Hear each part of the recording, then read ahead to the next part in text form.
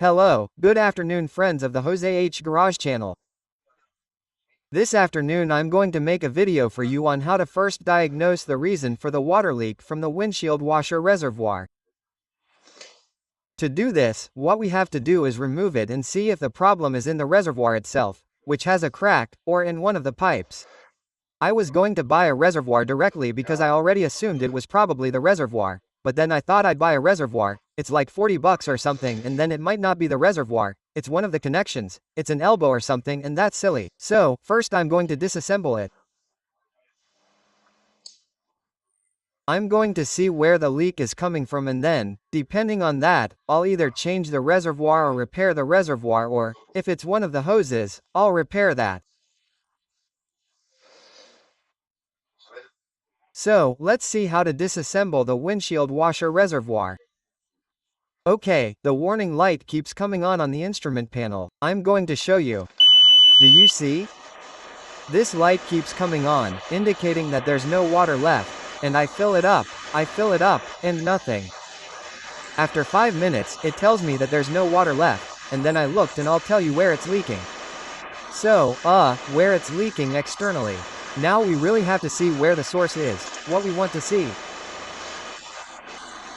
Well, then, I'll also take this opportunity to tell you that to remove the windshield washer fluid reservoir, we have to put the windshield wipers in the service position.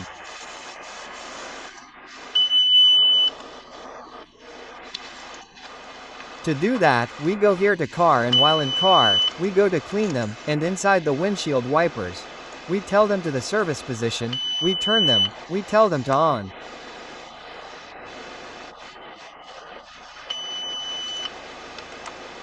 Service position on.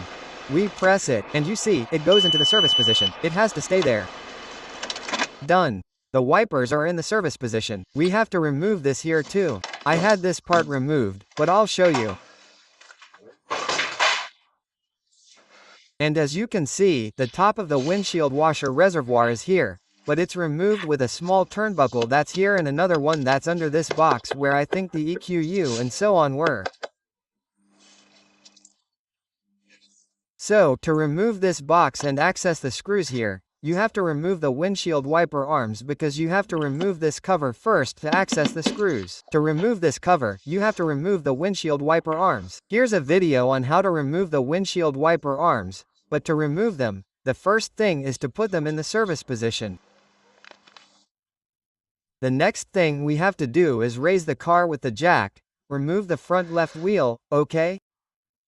The left wheel, and now we have to remove the mudguard, at least on this side. I'm not going to remove it completely because it's not necessary. To remove it on this side, we have this little screw here with the plastic that has to be removed. We have this screw, and for now those are the ones we see. It's a turnbuckle. Okay, let's remove all these screws.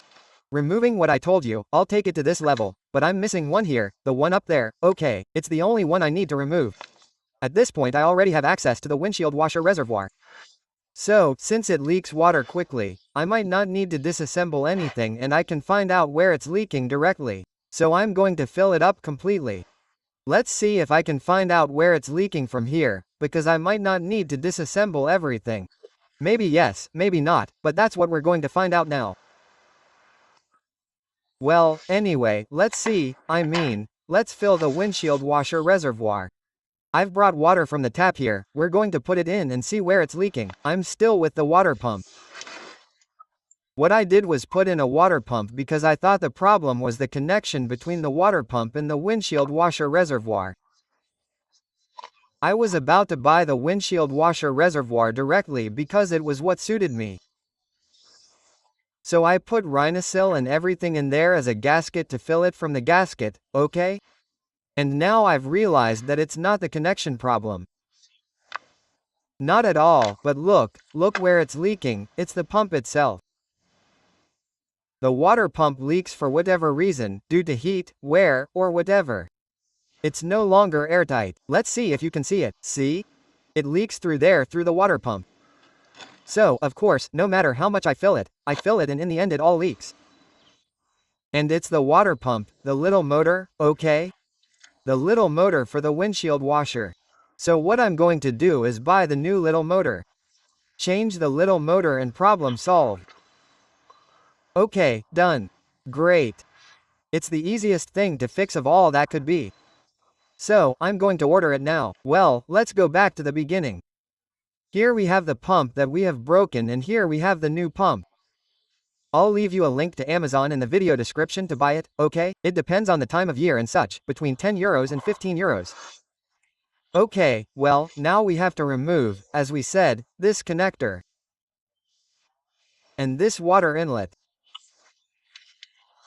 Now it's going to be a little more difficult because we put the rifle rain on, but let's remember to remove the connector. Pull this little tab up and then up, okay? Let's see, first the thing is always to push down, pull the tab and pull up. I'm going to do it with both hands, with one hand and only on the left and recording with the other. If it comes out, this one is already out. Now we remove this little pivot, okay? Any water that's left there. And now we remove the pump upwards. Okay, since it's with the fossilized rifle, it's a bit harder, but oh well, it's okay. I'm going to pull upwards with both hands. Okay, I'm pulling. Okay, well, once the pump is pulled upwards, we'll let all the water drain out here. There wasn't much left, and we'll change the pump.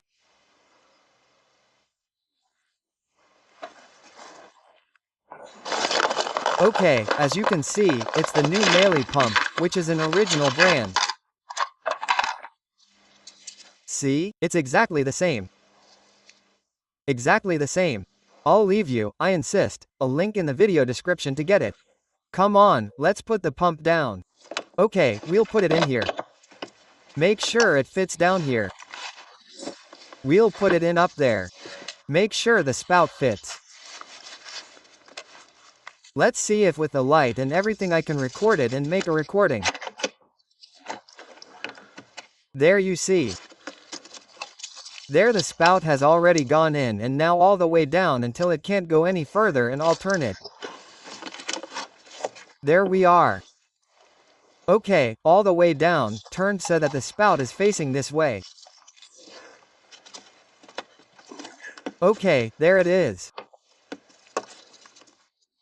Now it's as easy as putting the connector in. Connector in place, and we put the spout in.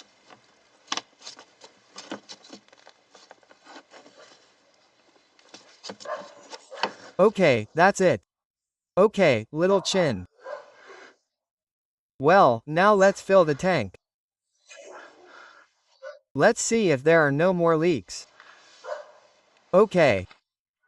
Well, now let's fill the windshield washer tank with water. I want to make sure there are no leaks before putting the wheel arch on.